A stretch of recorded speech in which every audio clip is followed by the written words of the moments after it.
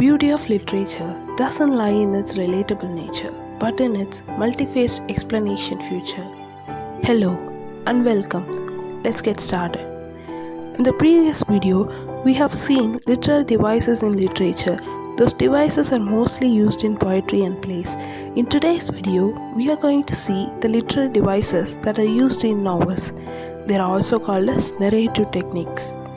The first device we are going to see is Eucatastrope. It is a term coined by J.R.R. Tolkien, a climatic event through which the protagonist appears to be facing a catastrophic change. That means an unexpected disaster, but it changes into a beneficial factor for the protagonist. Tolkien uses this in his novel Lord of Rings, where the ring falls into the lava unexpectedly, but it became useful because the ring must be destroyed in the lake of fire. So this is the Eucatastrope, where the disaster turned into triumph card to the protagonist. Peripety is the opposite of Eucatastrope, in which a sudden event changes the whole plot by giving loss to the hero, that is, fortune turned into doom.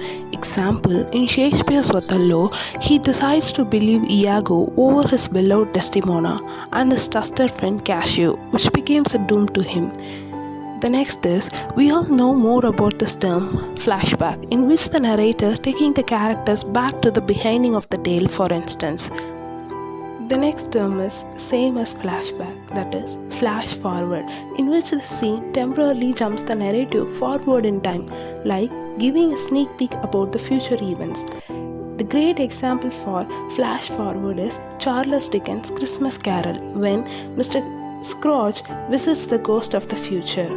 The next is foreshadowing. This is an implicit yet an intentional effort of an author to suggest events that are going to happen, a hidden hint to the future event. The great example of foreshadowing is in James Synge's Riders to the Sea. The talk about rope and the coffin foreshadows Bartley's death. Framing device. An action, scene, event, or any element is important at the beginning and at the end of the work. It helps to allow frame stories to exist.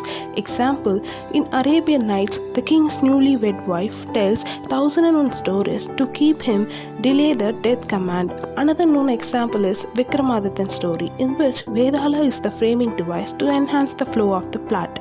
The next device is poetic justice. Poetic justice is the device used in work of literature in which the wise must be punished and the virtue must be rewarded. This is the fate of character's own choice. Charles Dickens' Oliver Twist, where Mr. Bumble, once a beadle, became a poor because of his own actions. Next is Quibble. If the plot is based on agreement, intended meaning holds no legal value but only literal meaning. Example, The Merchant of Venice, in which Portia saves Antonio by pointing out the agreement that Shylock signed with Antonio, in which it only mentioned the bound of the flesh but not blood. So, Shylock can get flesh but without shedding of blood. This simple literal meaning makes a great difference in plot. Self-fulfilling prophecy. It is a way of someone's predicting or accepting something and it come true simply because the person believes it will. The exact example of this is Harry Potter novel, in which Lord Voldemort heard a prophecy, that is, the boy born at end of July whose parents fight against Voldemort thrice and survived is his sequel, by which the whole story circulates. The next narrative technique is audience surrogate, in which a character who expresses the question and confusion of the audience about the story or certain character. It mostly used in science fiction and crime novel. Dr. Watson in Sherlock Holmes is the audience surrogate who clarifies our doubt about how Holmes resolved the case. The next device is first-person narration. The novel or story that presented from the point of view of a character, especially the protagonist. Example, David Copperfield by Charles Dickens, in which David narrates his own life. The next is magical realism. It is a way of describing events in real-world setting but with magical trappings. Simply the amalgamation of realism with fantasy. Salman Rushdie's Midnight Children is a good use of magical realism.